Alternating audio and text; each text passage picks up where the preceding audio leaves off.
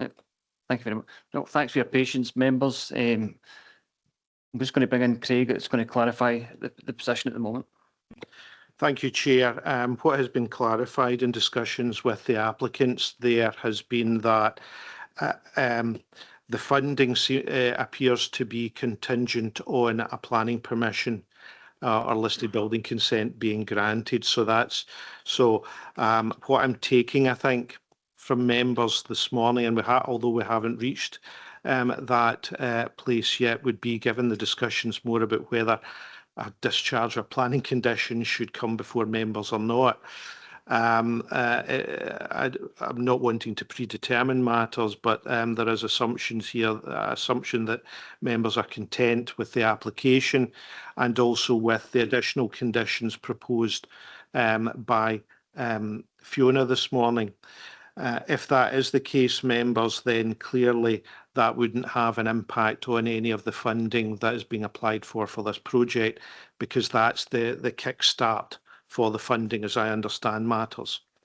Thereafter, members, in terms of the additional conditions proposed by Fiona, I'm conscious that one of them relates to landscaping, and clearly we would be asking that it be remitted to the officers to firm that up. However, what is being suggested is that, certainly by the planning service in discussions, is that would not be a pre-commencement condition, but the landscaping details would require to come forward, probably in terms of the project within 6 months of work starting on site. And we can firm up the exact wording of that condition.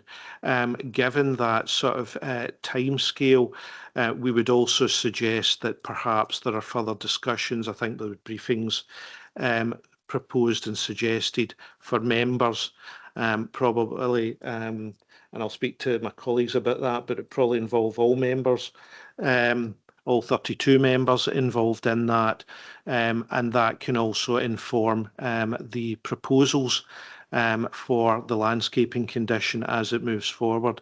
So in one sense, what will be involved in that condition as it evolves and its discharge would be an element not only of councillor conversations, briefings, but it would also go through its normal discharge process where things would clearly be picked up, so that it would be the case that by the end product would be something that members, you would be, if you are of the mind that you still want it before you, then it would be something that you were happy to discharge.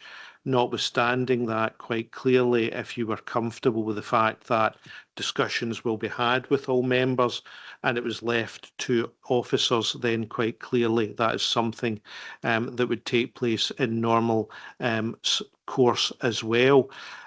Quite clearly, what is coming through is there needs to be that conversation with all members in terms of the landscaping and what is being proposed, recognising as well that the members that sit here on the planning committee have also got additional councillor code of conduct responsibilities and can't be seen to predetermine, the outcome of any potential application that ultimately comes before them.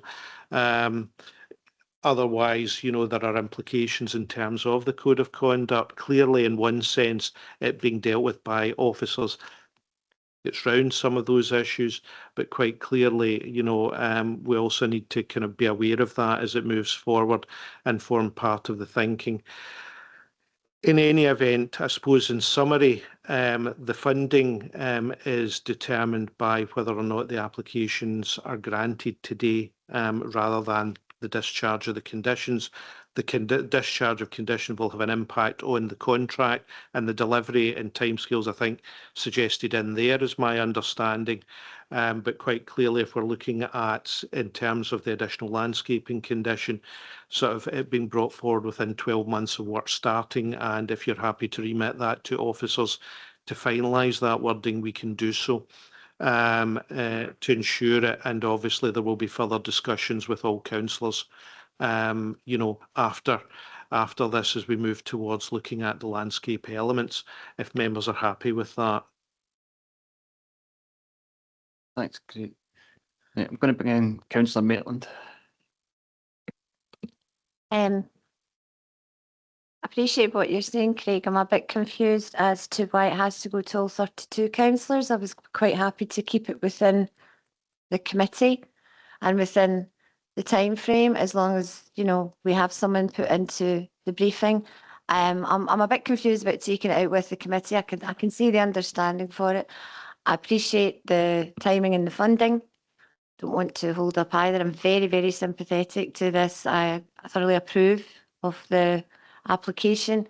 It's just that missing element of landscaping.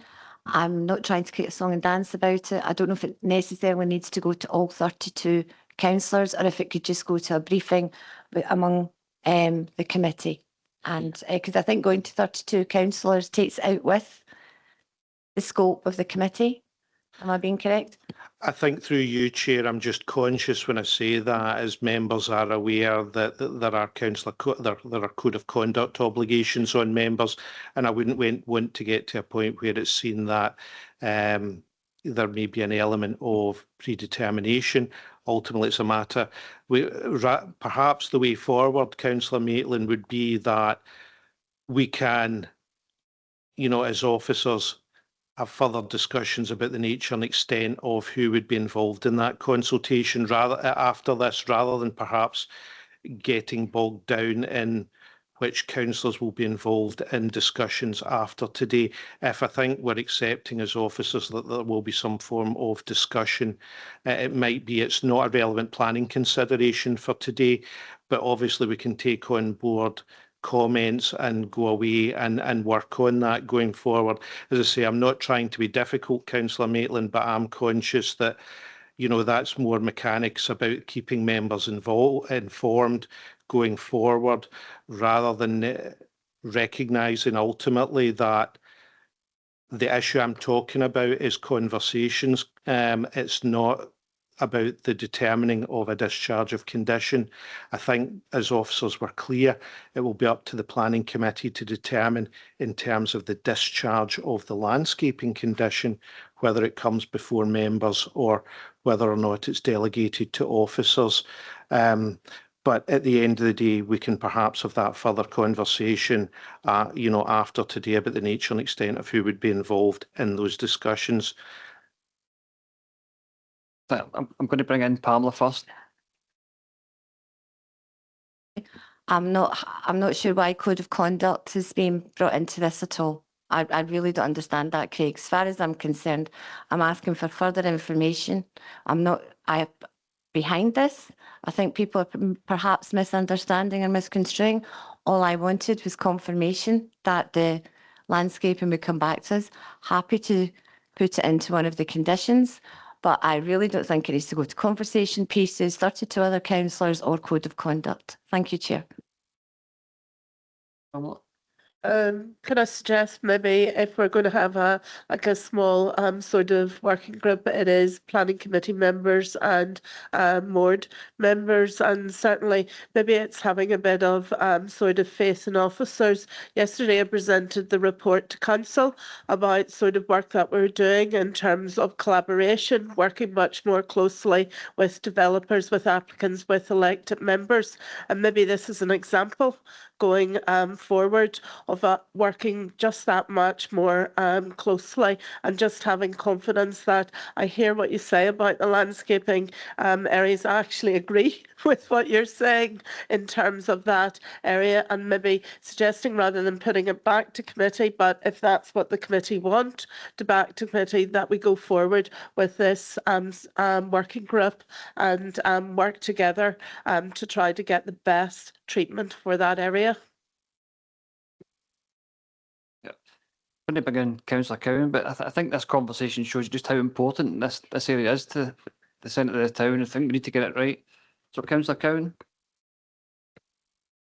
Thank you, Chair. Councillor Maitland's actually articulated my thoughts very well, but just to add my further comments, we had an elected member session on Tuesday.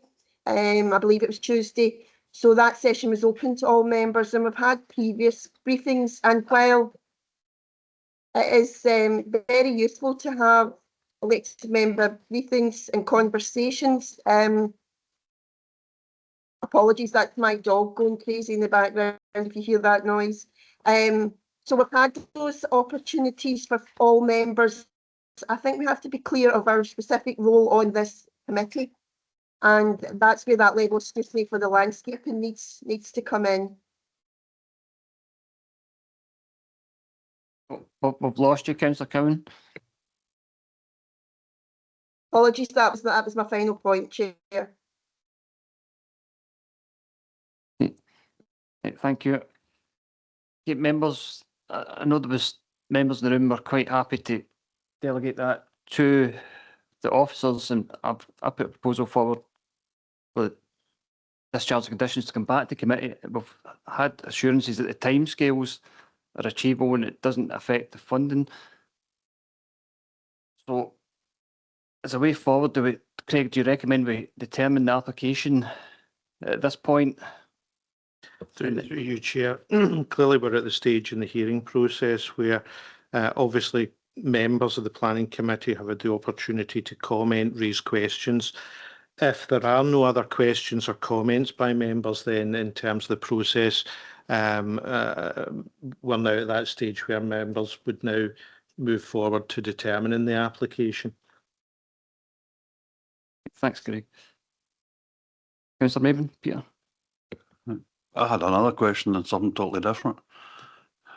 I noted the remarks by Historic Scotland. They were talking about doff cleaning to clean the stonework, and they're not keen on doff cleaning because it can damage the stonework. The stonework does need cleaned. It's quite grotty with traffic pollution. I'm wondering is there a different way of cleaning the stone that would not damage? Potentially. I think there's various methods you can use. Doff cleaning is a kind of high pressure water method. You can also use, I suppose you could say, a sponge and some form of detergent, etc. We have actually put a condition down on the listed building application, page 35, condition number 6, which just says that the final method of stone cleaning will be submitted and approved by us. So it's not to limit ourselves to that, so we can explore what the best method is. When we were on site the other day, the conservation architect did actually mention this, and what she was saying was that the aim is not to clean the building so it's pristine. The aim is to try and clean particular areas to try and take, residue off, like the green, the dampness, etc., and to try and sort of lighten it, but not present ourselves with a wholly clean, sparkling new building, because that's not the aim at all. So it's about trying to find a sensitive way of doing it, and that's why we've put down condition number 6. Does that help? I'm happy with that answer. Thank you very much.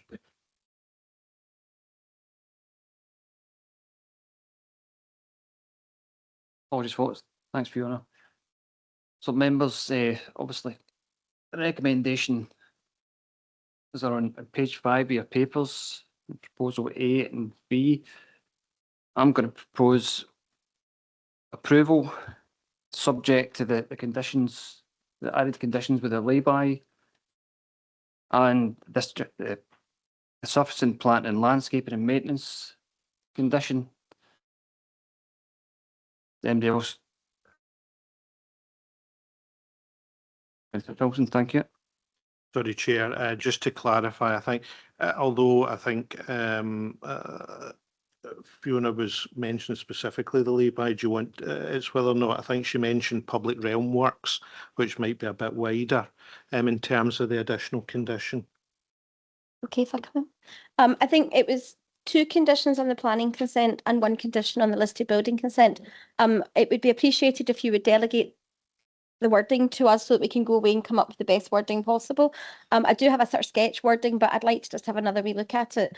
The issue is, in terms of the removal of the lay-by, it's an alternative accessible drop-off facility within the vicinity of the Palace Theatre.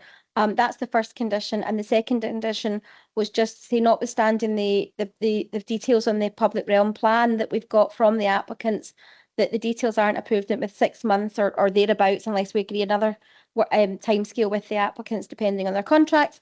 We would get final details of the design, the layout, the samples of external street furnishing, planting, external surfacing, planting, street furniture, treatments to the retaining wall, details of soft landscaping and maintenance scheme, sort of along those those lines is for the two conditions. But both conditions would be on the planning, and one condition the second public realm would be on the listed building.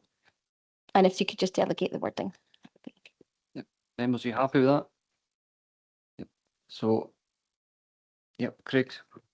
Thank you, Chair. And members having sort of come to that decision, I suppose the only other outstanding matter is in relation to the landscaping, the discharge of the landscaping condition, whether members wish it brought back to them or whether or not they wish officers to delegate that. I know there was some discussion, but it may be helpful just for the purposes of the minute.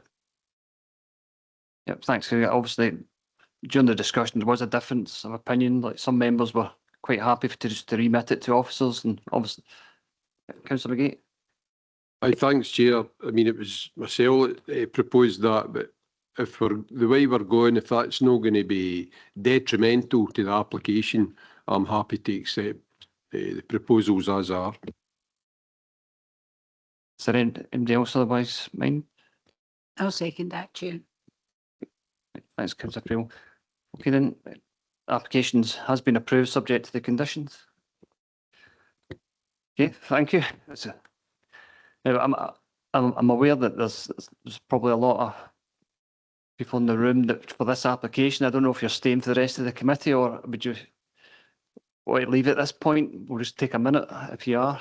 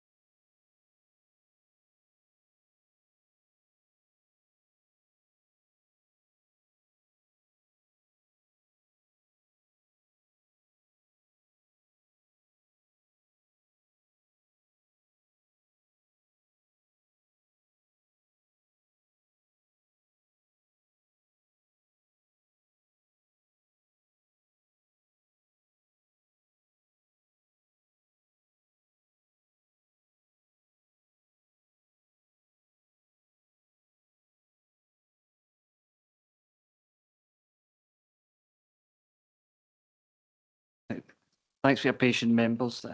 We're going to move on to item 4 on the agenda now, and that is planning application number 24/0342/PP.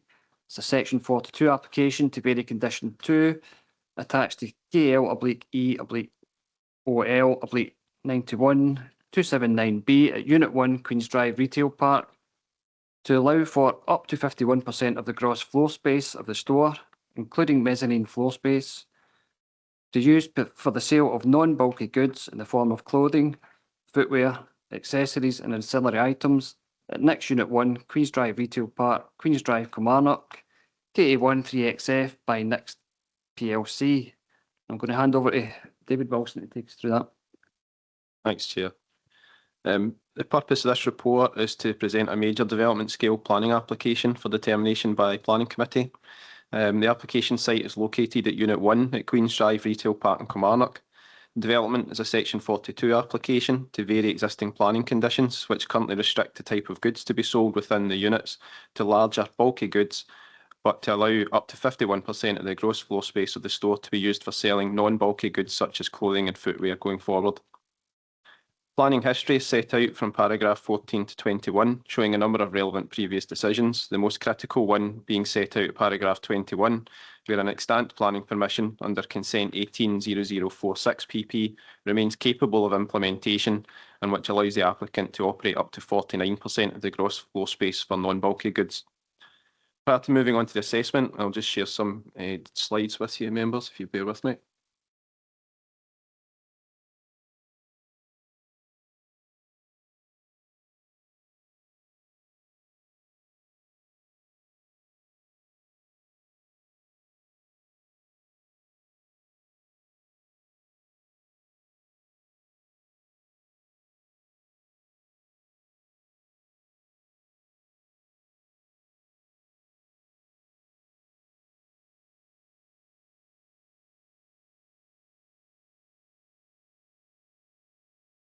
So this shows the site location and context, with the unit sitting within the terrace of retail units and the Asda supermarket opposite to the north.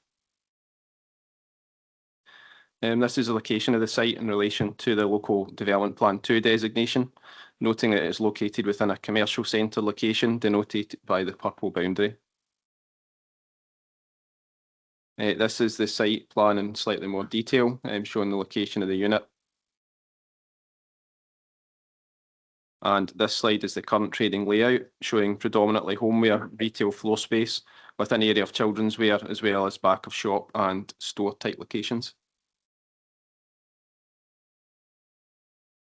And this is the proposed layout through this application, noting the expanded clothing area with a much reduced homeware section and an increased back of shop and store area than present.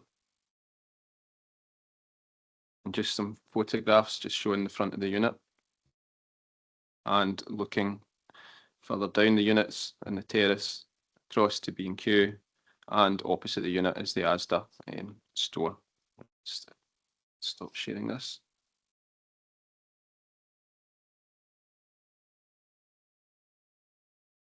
Turning now to the assessment, the key matters of interest are set out from paragraphs 30 to 51, noting that the principle of development is considered to be acceptable, drawing heavily on the previous grant of consent for up to 49% of the gross floor space to be used for non-bulky goods, a consent that can still be implemented by the developer as a fallback position, and that position is supported by legal opinion.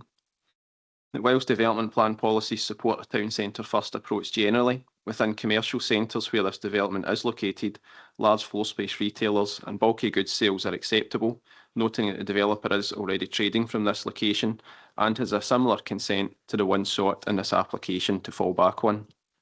Taking account of the planning history, the existing presence of the applicant within the unit, and the acceptability of the use of commercial centres for large floor space and bulky goods retailing, is considered that development complies with the retail policies of the development plan. Planning history is a critical factor in the consideration of this application. The 2018 permission allows up to 49% of the gross floor space to be used for non-bulky goods retailing by this applicant only. The 2% increase sought by this development, which is still limited to this applicant, is considered to be negligible in comparison. This difference in floor space at 2%, which is approximately 26 square metres increase, is unlikely to have any significant economic impact in the town centre in comparison to the fallback position, also noting the applicant's intention to employ additional staff, which would represent an economic benefit. As noted within the conclusions at paragraphs 52 to 55, development is considered to be overall compliant with the development plan, drawing on the established use of the site in the Queen's Drive Retail Park Commercial Centre, the important planning history from the consent in 2018, and noting the personal nature of the consent to be secured by the new planning conditions. Proposed planning conditions are set out at page 51 of the papers, with the recommendation being to approve the application subject to those conditions. Thanks, Chair. Thanks, David. Members are going to open it up for comments, questions. No, don't see any comments. I think with that, the 2018 decision, David, with that fallback position of 49%, I think an additional 2% is probably acceptable at this point. I think if that 2018 decision hadn't been in place, my thinking might be slightly different. Because, as you say, a town centre first approach and protecting the retail units in the town centre. But members, I don't see any other questions, so I'd be happy to approve the application. Thank you.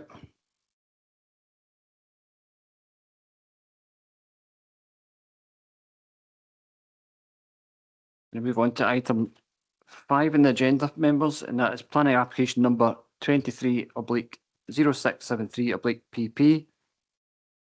It's section 42 of the Town and Country Planning Scotland Act 1997 to vary condition 1, restoration timescale, and condition 13, restoration plan.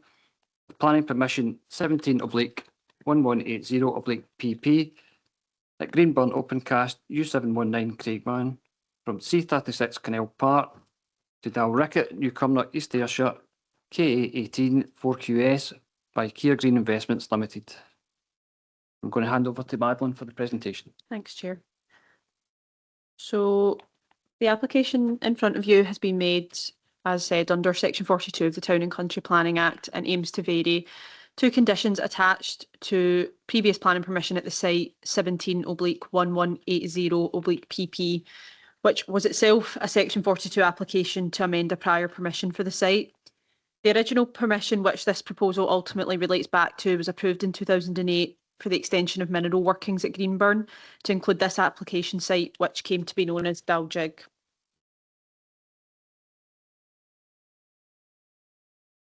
So you can just see the application site there. It's sort of to the left of the screen, outlined in red. The application aims to vary condition 1 in order to extend the timescale for restoration until June 2034, and condition 13 in order to amend the approved restoration plans for the site. The amendments to the restoration plan can be seen on these drawings. So this is the original restoration plan, and this is the proposed amended plan, and they are relatively minor. They include the retention of lagoons to the south of the railhead, and the rerouting of the public road. These amendments to the restoration plans were accepted by East Ayrshire Council and ARA through technical support group meetings and emails whilst the restoration works were ongoing. And so the operator is just aiming to regularise them through the submission of this updated plan. So these changes are already in place and have been for several years. Because restoration has, or the site has almost entirely been restored at this point. A completion report for the site was presented to the planning committee earlier this year, which you might remember. So this is kind of a view of the site. Whilst some restoration had been undertaken, but while works were still ongoing in 2010.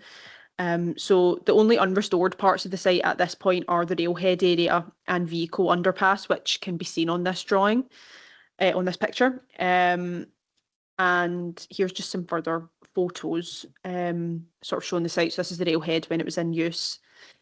This image shows sort of the end of the rail line and the rerouted public road, which included a bridge that was constructed by Kier.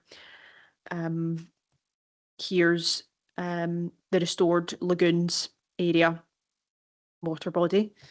And this is the site sort of currently as it looks just now. The railhead can just be seen on the very sort of side of the screen there, and the water body.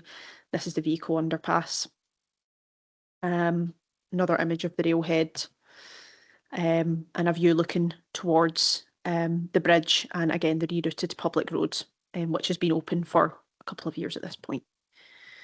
So the site, as the site has been restored, aside from these pieces of infrastructure, the amendment to condition 1 aims to extend the time period for restoration, essentially aims to retain the railhead and underpass for a further 10 years.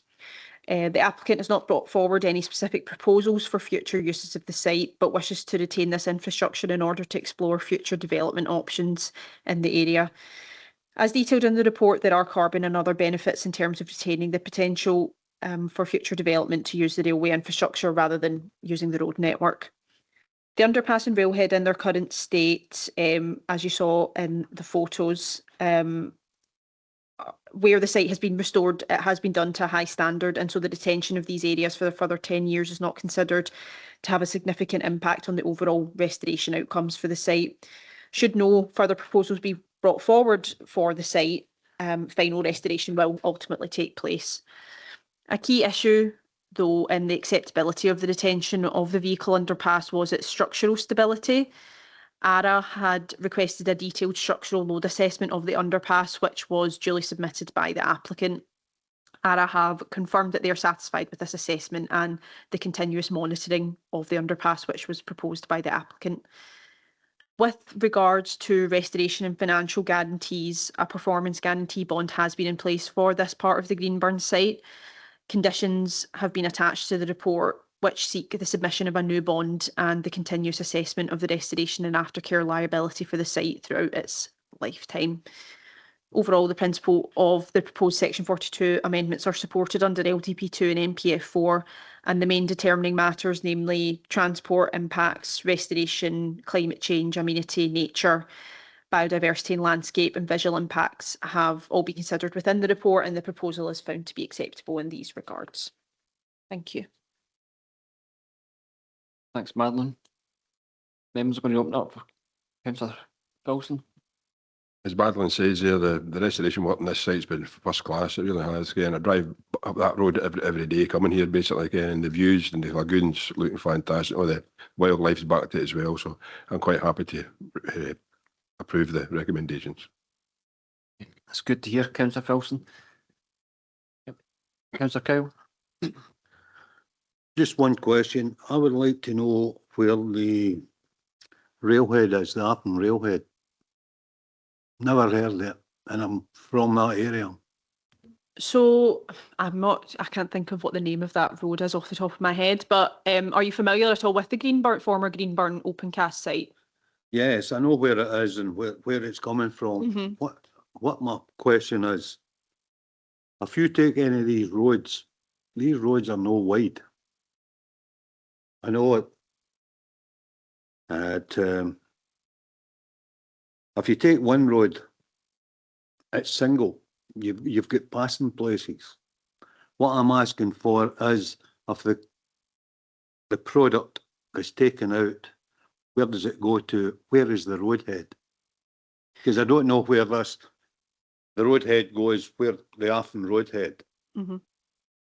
So, well, the railhead, when it was functioning, because it was used, it's been in situ for 20 years and was used as part of the operations at Greenburn. And when it functioned, coal was taken from the site through the internal roads under this vehicle underpass, dropped at the railhead and put on the trains, and that's how they transported coal out of the site.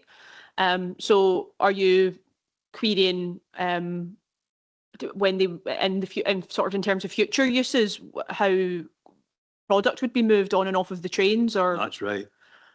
that would be for us to consider, I think, as part of any potential future application for further development at the site. This application is just considering the retention of them, not to use them for any specific purpose. So they just essentially want to retain the railhead and the vehicle underpass for a further 10 years and essentially delay final restoration of the site until that date in 2034. If they then want to use the site for any other types of development, in their cover letter, they've suggested other types of mineral extraction that might be possible. They would have to submit a further application to do that. And at that stage, we would then consider transport impacts and otherwise, and how the site would be managed in terms of transport. So that's something that would be considered as part of any future application. At this stage, they're not actually proposing a use for them, and so that's not something really that I think we would be considering just now. Right, happy with that, Councillor? Okay, Yep. thank you. Okay, members, we're quite happy to approve the variation of condition 1 and condition 13. Yep. Thank you very much. Members, we're on to item 6 on the agenda. And that is planning application number 24/0220/PPP. That's planning permission in principle. Construction of a centre of excellence for food production with ancillary cafe, class 3, erection of class 4 business units, class 5 general industrial units, and formation of serviced class 4 and class 5 plots with associated roads, drainage, landscaping and infrastructure. A vacant field located to the south of the B7081 and north of Moorfield Industrial Park, Kilmarnock Road, Chris House, East Ayrshire by East Ayrshire Council. Fiona, I think this is yours. Thank you, Chair. As the Chair has outlined, this is a planning permission in principle application for members to consider and determine.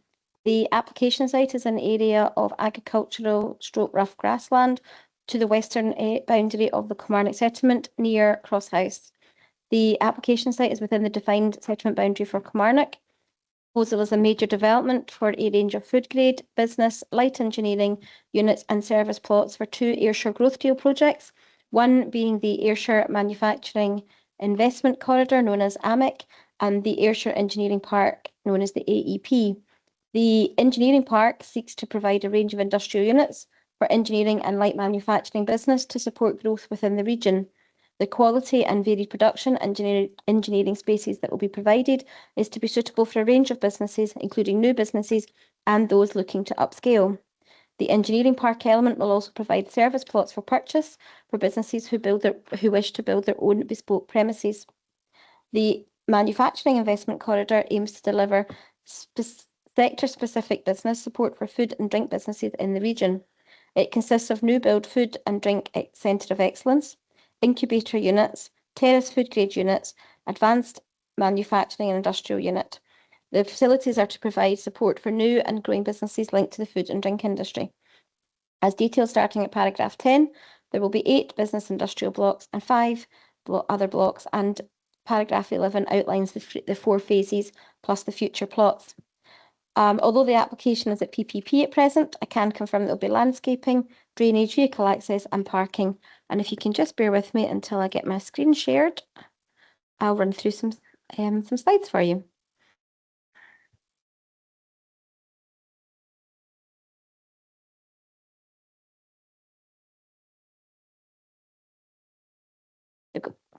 Okay, so here we have the application site, members.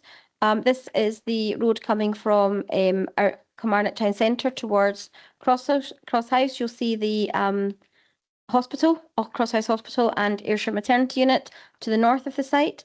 You'll see Crosshouse as a village to the west of the site.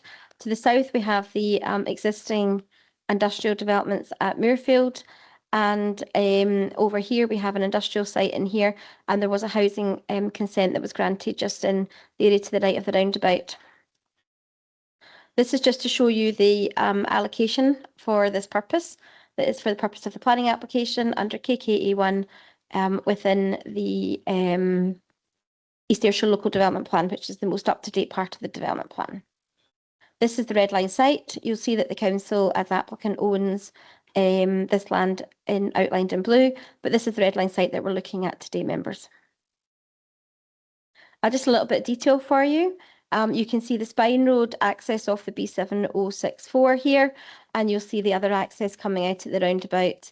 Up here, members, you'll see the suds ponds that are proposed, outlined just as you follow my cursor around. And you'll see the food grade units around here, industrial units here, and smaller terraced units here, and the 5 plots that are available for purchase, as I've just mentioned. This plan is just a little bit more greened up for you, members, so you can see the sort of ideas of the landscaping. There's to be this sort of wildflower planting, there's structural planting, there's to be a central landscaped area within, just to create some identity, some placemaking. You'll see that there's to be some service yards for each of the properties, which are to be screened by landscaping as well. And you'll see the path network that runs through the site as well. This is just an image that's come from the applicant's design and access statement, just to show you how they envisage the site being developed as part of the master plan process. This is just the phasing plan, members, just I know it's in your report, but we've put it in here for your information. Orange is the infrastructure, which would be the first phase. The second phase would be the food and drink sector. Third phase would be industrial, and after that, the last phase would be third phase would be here, and the larger units here would be the last phase. Again, just a bit more detail on the layout for you there, members. This is just to show you, sort of focusing in on the landscaping area, members, to show you how the applicants envisage it doing with significant planting, street furniture, path network, suds, planting around the suds with wildflowers, adding colour and interest, etc. too. Photographs for you, members. This is from the B7064 looking north towards the ancillary accommodation at Crosshouse Hospital. The site is to the left of this picture. This is just looking across the site from the position of the B7064. Just up at the roundabout, members, as you come from Kilmarnock towards Crosshouse. Looking back across the site. Again, just looking across towards Crosshouse. just from the roundabout itself, members, towards Cross House. That's the roundabout that's opposite the Cross House Hospital. Just various perspectives of the site for you, members. I think I'm going to stop sharing there. Turning back to the report, we have no objections from consultees. All consultee responses are outlined starting at paragraph 21, and we have no letters of representation. The primary considerations for the proposal are outlined in paragraph 37. These include the principle of development, the master plan, phasing, placemaking, design, landscape matters, visual impact, nature, sustainability, residential amenity, and the technical matters as issued. The proposal represents a unique opportunity to deliver an Ayrshire innovation park with an enhanced setting that's part of the Ayrshire Growth Deal. It's in principle compliant with the development plan. The development of the site will provide a range of high-value employment opportunities in a sustainable development, respecting and protecting existing natural habitats and forging links with the local community. There is a strong vision for the site to result in the creation of high-quality local high-quality jobs whilst reinvigorating business and industry in East Ayrshire. The development is to bring significant environmental, placemaking, infrastructure and economic benefits. There's clear policy support for the principle under both parts of the development plan through the development strategy of the site.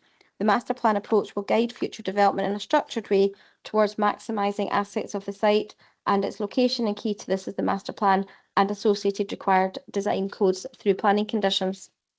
All consultees are supportive, and there's been a comprehensive assessment of the proposal and supporting information demonstrating that the proposals will not have significant adverse effects subject to the series of mitigation measures that became secured by condition. We're therefore recommending that members that you grant planning permission in principle today, subject to the conditions listed at the end of this report, and the payment subject also to the payment of the required developer contribution that is received prior to the issuing of the decision notice. With that, Chair, I'll hand back to yourself. Thank you very much, Fiona. Members are going to open it up.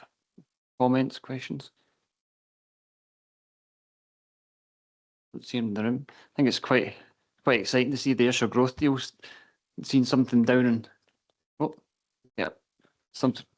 it's down in Pip. I mean, I'm conscious it's right in the vicinity of the Cross House Hospital. I think we really need a robust construction management plan in place here, so that there's no interference with the operation of the hospital. But that's when I want to ask. But Councillor Filson, you want to come in? Or do you want to? Yes, thanks. Just outside the boundary, I was hoping that Fiona's photograph would maybe show it. Could you get back to that one, Fiona? Got that. Just when I see David McDowell sitting in the background there again, so I did ask for this to be done quite some time ago. He has actioned it, but it hasn't happened yet. So it's just at the far away roundabout where you get into Cross House.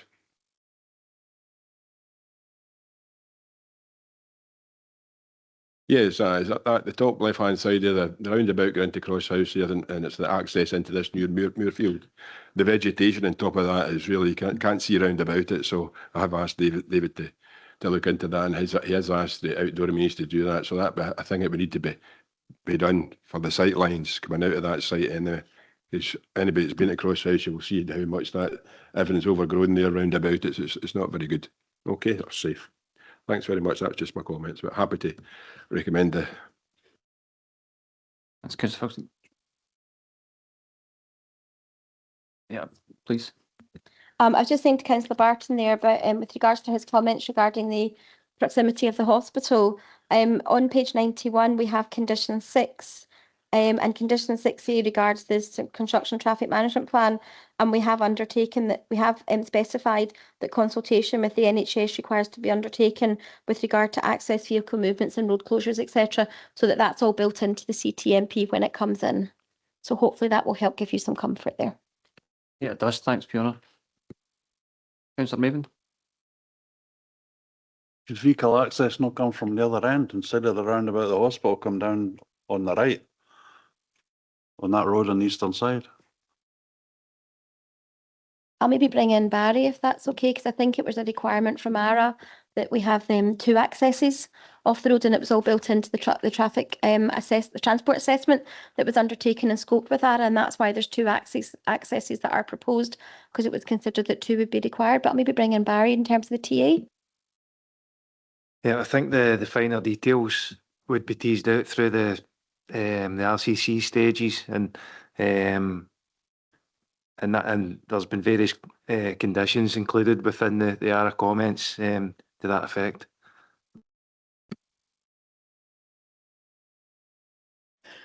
Quite happy with that, Councillor Moving.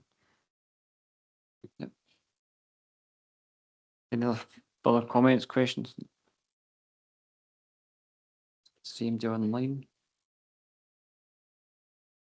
Okay, members, I think the recommendations and page 66 of your papers, you happy to approve? Yep. Yep. Thank you. Yeah, moving on to the final item of the day, item 7, and that is planning application number 24/0223/PP. That's a change of use of former day centre class 10 to dwelling house class 9. It's Sawn Day Centre, Main Street, Sawn, East Ayrshire, by Miss Emily Neal. And it's Barry Douglas is going to take us through that, I think. Thanks, Chair. So this is an application that would normally be delegated, but due to the SEPA objection on flood risk grounds, it's been brought to members at the discretion of the Chief Planning Officer. So I'll just run through some photographs, some plans and photographs of the site first of all.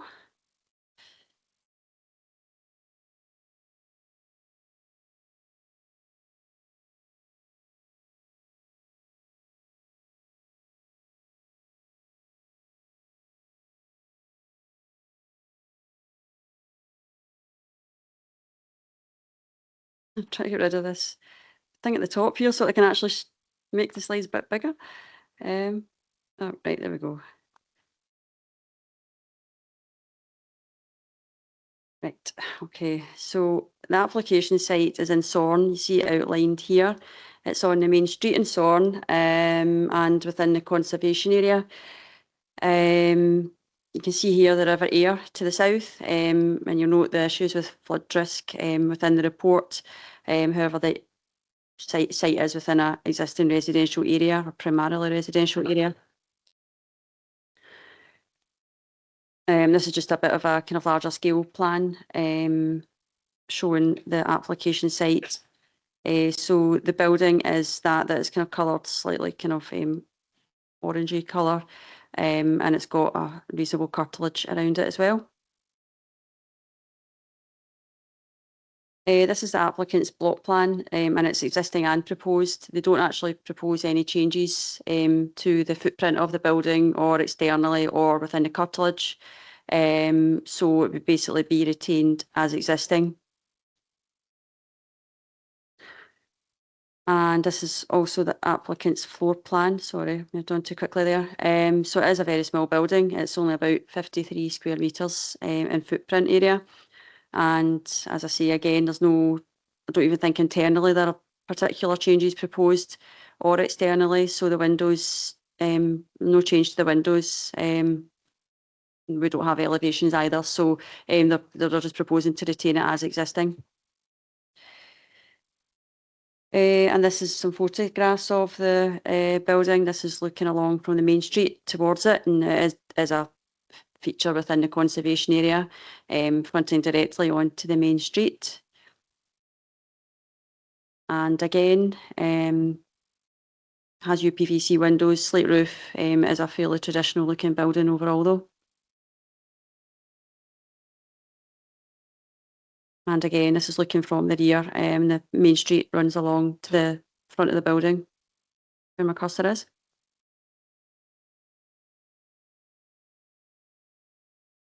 And this is the building as it is just now. So it was a day centre. Sorry, I should have mentioned that. Its former use was a day centre, and the proposal is to change the use of it to a dwelling house.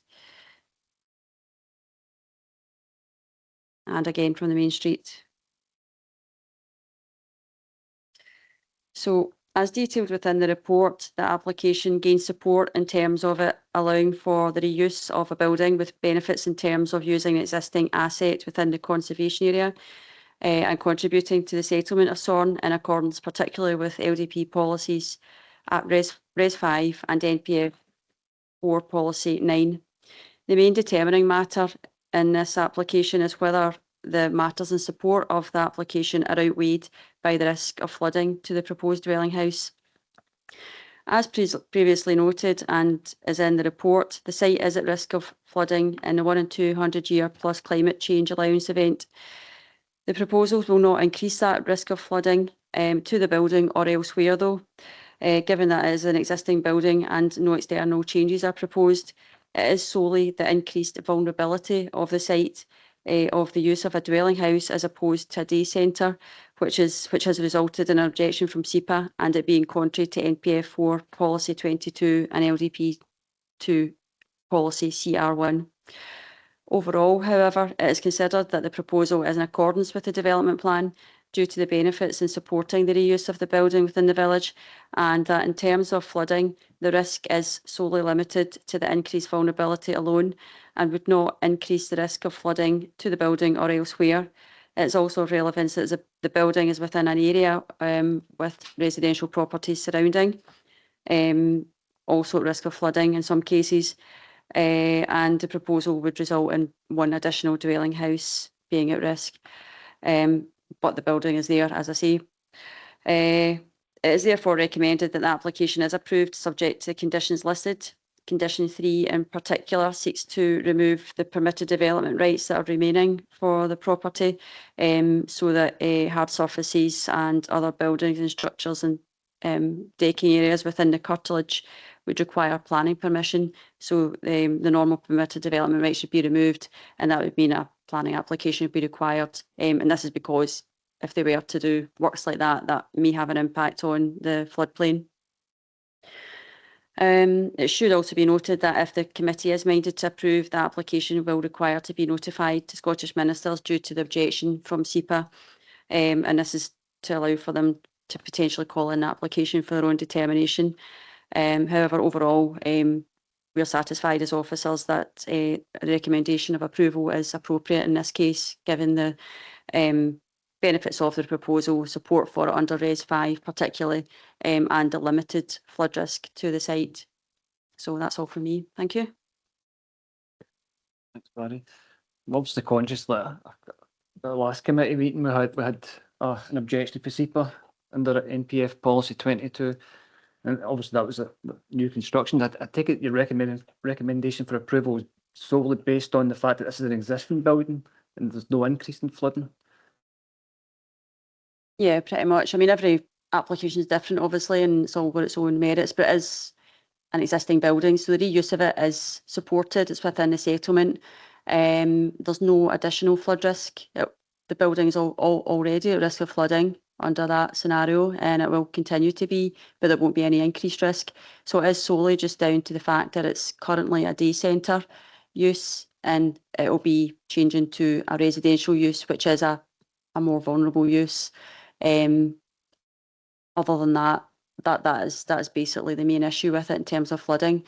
ARA flooding haven't objected. They're basically content because it doesn't have any impact on the floodplain, and also advise the applicant that of the risks, which we have done already, and they're aware of that.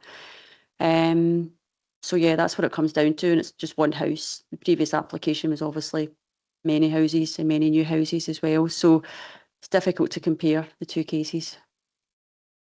Thanks, Barry. I think I know the area in Son, and it's right in the middle of the residential properties. I think common sense needs to kick in at some point. But open up for members for comment. Councillor Maitland and then Councillor Lennox. Thanks, Barry. I think on paragraph 10 and page 100 under the Ayrshire Roads Alliance, and they're not showing any objections, and it's also only partially within the flood plain. It's not fully within. I know it's a funny map, but it's partially within the floodplain, and I think, yeah, existing building, completely different to what we were discussing at the last one, which was a phase 2 development. So I'm very contented with this paper. Thank you. Councillor Lennox. Sorry, Chair. Similarly, I've attended community council meetings in there for a couple of years as well, so I'm fairly familiar with the bill myself. But I think, like yourself, common sense needs to prevail in this instance. I think it's a pure technicality, the SEPA thing. I mean, it's already. I mean, if that particular building floods, then the whole of that main street and so on is going to be flooded anyway. So I think it's semantic, but I'm happy to support the recommendation of the officers in this instance as well. Thank you. Councillor Linda Maven. Thank you, Chair. Just to back up Claire and Willie there as well, but I mean the saying it's used as a day centre, it's not been getting used. I mean I think the community council had it at one point as an asset transfer and had to give it back. They couldn't get anybody to hire it. It just wasn't getting used, and I think people have tried other things with it. So I would wholeheartedly support this, rather than have it sitting empty, sitting like right basically facing on to the main street of Son. Thanks. Thanks, Councillor Maven. Any other comments? No. So are we happy to go with the officers' recommendations and for approval? Yep. Okay, thank you very much. And that concludes today's business. Thank you all very much, and hopefully that's your last meeting of the year. Merry Christmas. Thanks. I think we can stop recording now.